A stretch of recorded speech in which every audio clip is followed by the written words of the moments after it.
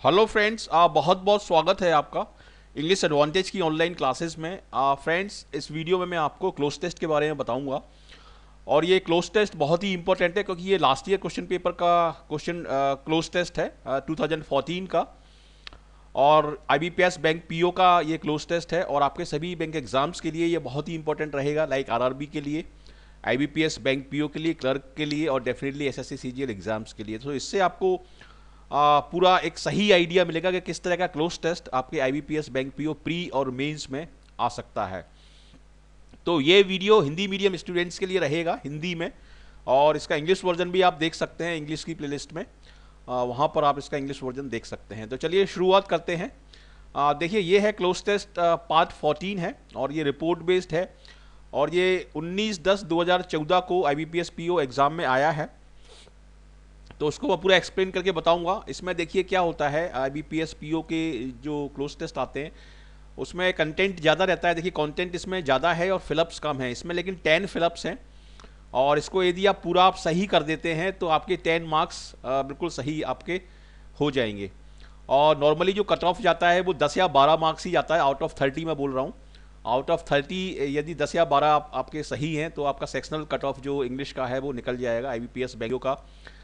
तो इसीलिए cloze test एक बहुत स्कोरिंग पार्ट रहता है। क्लोज टेस्ट हुआ, पैराजम्बल हुआ और सेंटेंस करेक्शन। तो इसीलिए जब भी आप इंग्लिश सेक्शन में जाएं तो सबसे पहले इन्हीं सेक्शंस को करें क्योंकि इनको हैंडल करना थोड़ा आसान रहता है, क्लोज टेस्ट को, पैराजम्बल को और सेंटेंस करेक्शन को। और सबसे बाद में आप देखिए, यदि आपके पास टाइम बचता है तो सबसे बाद में आप देखिए रीडिंग कॉम्प्रिहेंशन को, क्योंकि रीडिंग कॉम्प्रिहेंशन बहुत लेंदी भी होता है और थोड़ा टफ भी होता है। तो इसलिए इनको आप यदि करते हैं तो 10 12 15 मार्क्स आपके आराम से आ सकते हैं। लेकिन एक चीज़ ध्यान रखिए कि आप उसी आंसर को सही दीजिए, उसी आंसर का टिक करिए जिसके बारे में आप 100% कॉन्फिडेंट हैं कि ये बिल्कुल सही है। और थोड़ा सा भी डाउट है आपको उसके आंसर में तो उसको बिल्कुल आपको छोड़ना है, बिल्कुल उसको नहीं करना है, नहीं तो नेगेटिव मार्किंग रहती है और नेगेटिव मार्किंग की वजह से आपके लिए वो सही नहीं रहेगा। तो इसलिए जिस भी क्वेश्चन का आंसर आपको 100% श्योर है, केवल उसी को आपको टिक करना है और बाकी को सबको छोड़ना आपके लिए बेहतर रहेगा। तो यही स्ट्रेटजी है सक्सेसफुल स्टूडेंट्स की। जो सेलेक्ट हो रहे हैं, जो स्टूडेंट आईबीपीएस पीओ में और डिफरेंट एग्जाम्स हैं, उनकी स्ट्रेटजी यही है कि सही जो आंसर्स हैं जिनके बारे में वो 100% कॉन्फिडेंट हैं उन्हीं पे वो टिक कर रहे हैं और बाकी को छोड़ देते हैं। और थोड़ा सा भी आपने गैस वर्क किया तो डेफिनेटली आपके लिए काफ़ी नेगेटिव रहेगा। देखिए, ये क्लोज टेस्ट है आपका WHO of United Nation organisations.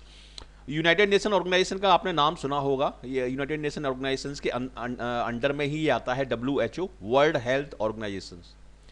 ठीक है, तो उसका एक रिपोर्ट है, उसका एक एस्टीमेट है, उसके बारे में है, ये रिपोर्ट बेस्ड है। तो WHO of United Nations Organizations estimates that within the next few years, non-communicable diseases will become the principal global of morbidity and mortality. तो देखिए क्या है इसमें, मोर्टेलिटी का मतलब होता है डेथ रेट, ठीक है, मृत्यु दर, कि कितने लोग मर रहे हैं। और मॉर्बिडिटी का जो रिलेशन है वो है आपका बीमारियों से। बीमारियों की दर क्या है, डिजीज का रेट क्या है, उसको हम बोलते हैं मॉर्बिडिटी।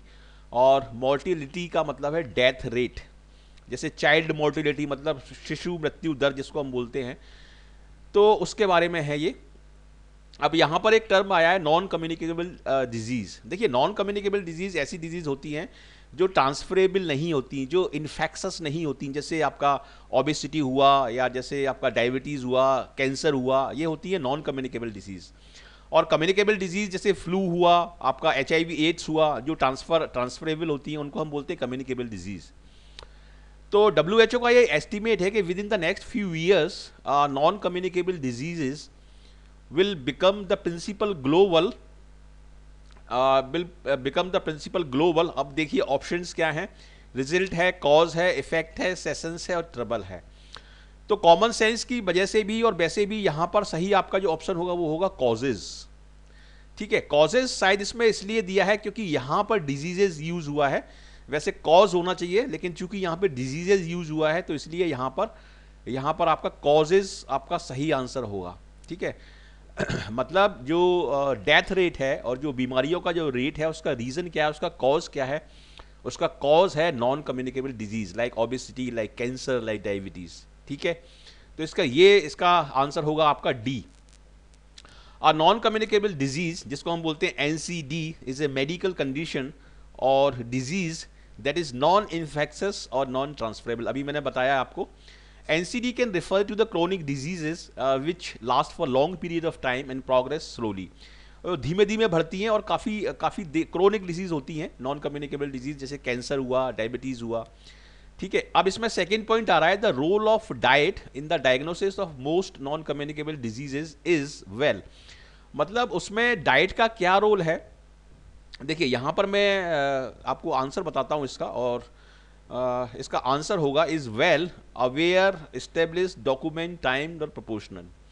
यहाँ पर इसका आंसर, सही आंसर होगा वेल एस्टेब्लिश्ड। इसका मतलब ये है कि जो डाइट का रोल है इन बीमारियों को डायग्नोज करने में, जो डाइट का रोल है वो वेल एस्टेब्लिश्ड है, वो कंफर्म हो चुका है, वो प्रूव हो चुका है, साइंटिस्ट ने उसको प्रूव कर दिया है कि आप क्या चीज़ खा रहे हैं अपने खाने में, क्या डाइट में आप ले रहे हैं, उससे पता पड़ जाएगा कि आपको कैंसर क्यों हुआ है, आपके डायबिटीज़ क्यों हुआ है, आप ओबीस क्यों हैं, आपका मोटापा क्यों है, वो उस चीज़ से आपको पता पड़ जाएगा। तो ये जो फैक्ट है ये वेल एस्टेब्लिश्ड है, ये प्रूवन है।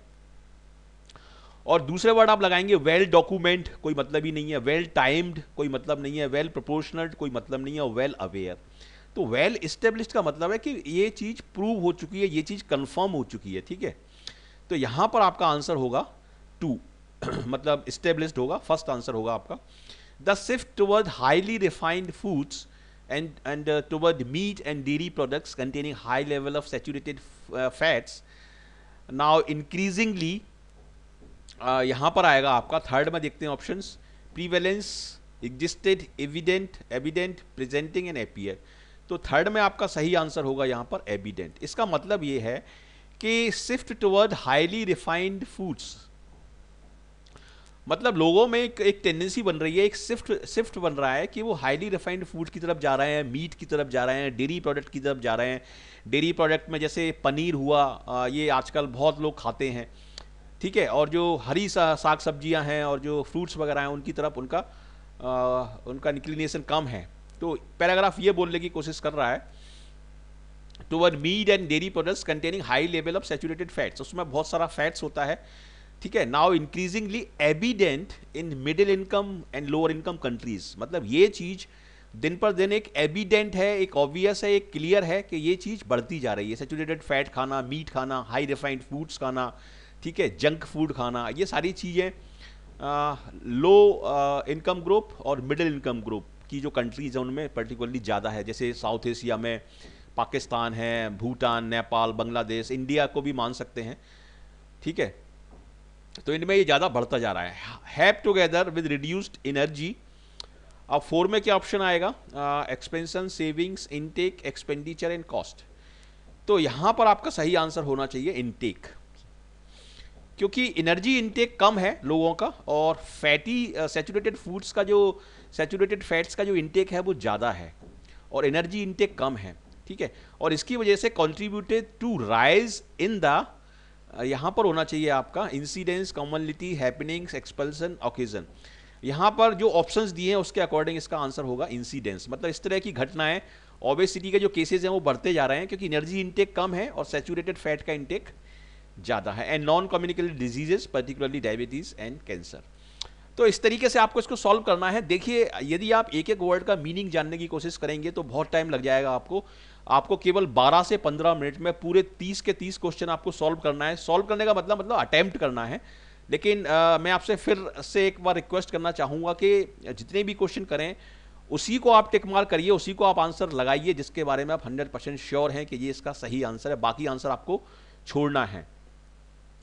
ठीक है, तो ये स्टडी आपके लिए बेस्ट रहेगी और इसको हम आगे सॉल्व करते हैं। तो एक एक वर्ड का आपको मतलब जानना जरूरी नहीं है, आपको एक आइडिया होना चाहिए उस वर्ड का, लेकिन उसका आंसर के बारे में आप एकदम श्योर होना चाहिए।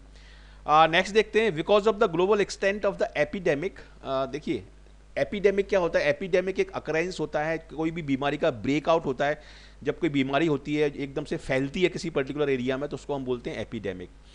ठीक है, because of the global extent of the epidemic, the advantages of promoting healthy diets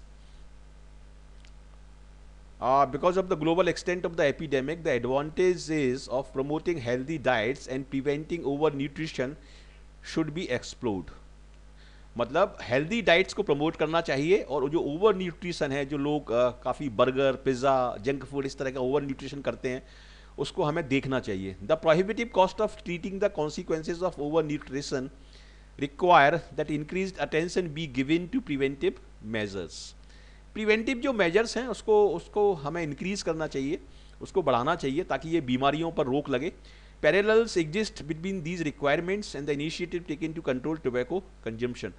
मतलब जो इनिशिएटिव लिए जा रहे हैं और जो लिए जाने चाहिए, उनके बीच में एक बड़ा गैप है. From which important can be learned. अब लर्नड के साथ कौन सा वर्ड जा सकता है?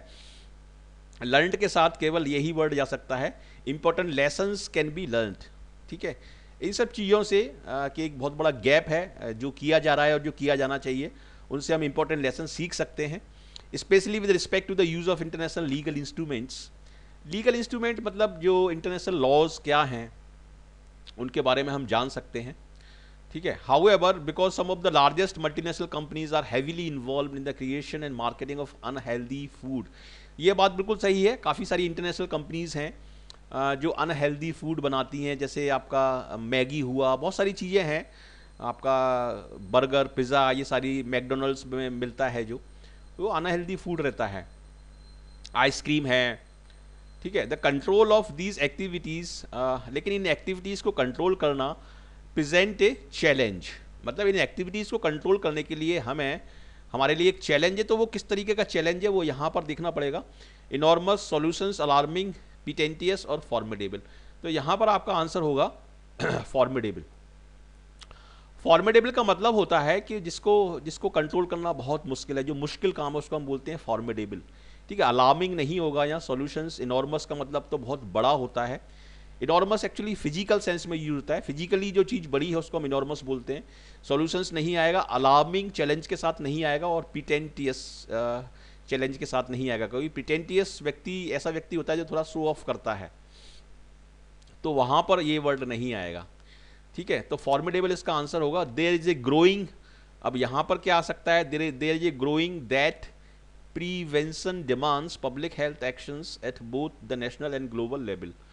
8th में ऑप्शन देखिए. 8th में ऑप्शन है credit, recognition, association, demand and need. यहाँ पर देखिए सही आंसर होगा. यहाँ पर कुछ स्टूडेंट कंफ्यूज हो जाएंगे डिमांड और नीड में. There is a growing demand नहीं है, there is a growing need that prevention demands नहीं. यहाँ पर आपका सही आंसर होगा रिकॉग्निशन. एक मतलब एक उस चीज़ का आइडेंटिफिकेशन बन रहा है, एक उस चीज़ की पहचान की जा रही है. There is a growing recognition, मतलब दिन पर दिन लोग इस बात को पहचानते जा रहे हैं कि prevention demands public health actions at both the national level and global level. Global level पर भी एक्शन करने की ज़रूरत है और नेशनल लेवल पर भी एक्शन होने की ज़रूरत है. इस चीज़ के लिए इस चीज़ को लोग अब पहचानते जा रहे हैं और उसको रियलाइज़ करते जा रहे हैं. ये इसका मतलब है. इसलिए डिमांड और नीड नहीं आएगा वहाँ पर. Ranging from more health education to improved food labelling and controls on the marketing of certain food and soft drinks. Soft drinks हैं, बहुत सारे फूड हैं. ठीक है. इनके बारे में ये बात हो रही है, जो मल्टीनेशनल कंपनी जिनकी मार्केटिंग करती हैं. This will require innovative and committed. Innovative and committed. अब यहाँ पर all word आ रहा है, तो all word के साथ कौन सा word जा सकता है? all word के साथ इसमें जाएगा, इसमें आंसर होगा आपका collaboration. क्योंकि collaboration का मतलब होता है जब सारे लोग आपस में मिल के सहयोग करते हैं एक दूसरे को एसोसिएट होके एक दूसरे को एक प्रॉब्लम को सॉल्व करते हैं, और वही कॉन्टेक्स्ट के अकॉर्डिंग इसका सेंस निकल रहा है. कोलैबोरेशन. ज्वाइनिंग नहीं होगा. नॉलेज, देखिए कमिटेड नॉलेज नहीं हो सकती, या कमिटेड अमलगमेशन नहीं हो सकता, या कमिटेड इन्फॉर्मेशन का कोई सेंस ही नहीं बन रहा है. तो इसलिए यहाँ पर होगा कमिटेड कोलैबोरेशन बाय ऑल. अब इसमें क्या ऑप्शन दिए हैं? पॉपुलेशन, पार्टी, पॉलिटिशियंस, कंसर्न और सेगमेंटेशन. इसमें आपका आंसर होगा कंसर्न. बी आंसर होगा यहाँ पर आपका. जितने भी लोग कंसर्न है उस चीज़ से, चाहे वो पॉलिटिशियंस हो, चाहे वो लोग हों, चाहे वो अथॉरिटीज़ हों, उन सभी को एक कमिटेड कोलैबोरेशन की ज़रूरत है. तो इस तरीके से आप इसको सॉल्व कर सकते हैं क्लोज टेस्ट को. और बहुत स्कोरिंग पार्ट होता है. वोकेबलरी की इसमें आपको नॉलेज चाहिए, जो कि डेफिनेटली आपको रीडिंग से आ जाएगी, और रीडिंग आप करिए definitely. Reading the Hindu newspaper का को रीड करिए और समझते हुए उसको रीड करिए। ऐसे नहीं कि आप पढ़ रहे हैं और आपको कुछ समझ में नहीं आ रहा, उसको समझते हुए रीड करिए। कोई भी वर्ड उसमें आपको समझ में नहीं आ रहा है तो उसको डिक्शनरी में देखिए या गूगल पर सर्च करिए उस पर्टिकुलर वर्ड को, और धीमे धीमे वोकेबलरी आपकी स्ट्रांग होती जाएगी। और यदि आप रीडिंग हैबिट डेवलप कर लेते हैं तो आपका वो रीडिंग कॉम्प्रिहेंशन में भी काम में आएगी, क्लोज टेस्ट में, पैरा जंबल में, और आपका सेंटेंस इंप्रूवमेंट में, सभी जगह वो यूजफुल है। तो रीडिंग हैबिट आपको डेवलप करना बहुत ज़रूरी है। ठीक है, तो इस तरीके से आप इसको सॉल्व कर सकते हैं। ये मेरी कुछ लिंक्स हैं, यदि आप फर्स्ट टाइमर हैं इस चैनल पर और फर्स्ट टाइम इस वीडियो को देख रहे हैं तो आप फेसबुक पर मुझे ज्वाइन कर सकते हैं। ये है इंग्लिश एडवांटेज ग्रुप और ये है English advantage page, education page, इसको आप प्लीज़ लाइक करिए। ये है इंग्लिश एडवांटेज एजुकेशन ग्रुप का URL। You can share my YouTube videos with your friends through this URL। और ट्विटर पर आप मुझे फॉलो कर सकते हैं, आप लिंक्डइन पर कनेक्ट हो सकते हैं। ये है मेरा व्हाट्सएप नंबर। व्हाट्सएप नंबर पर भी इंग्लिश का एक ग्रुप है, इसमें यदि आप जुड़ना चाहते हैं तो पहले तो इस नंबर को अपने मोबाइल में सेव करिए और उसके बाद मुझे एक व्हाट्सएप मैसेज करिए और उसमें लिखिए अपना नाम ज़रूर लिखिए और ऐड मी ये ज़रूर लिखिए।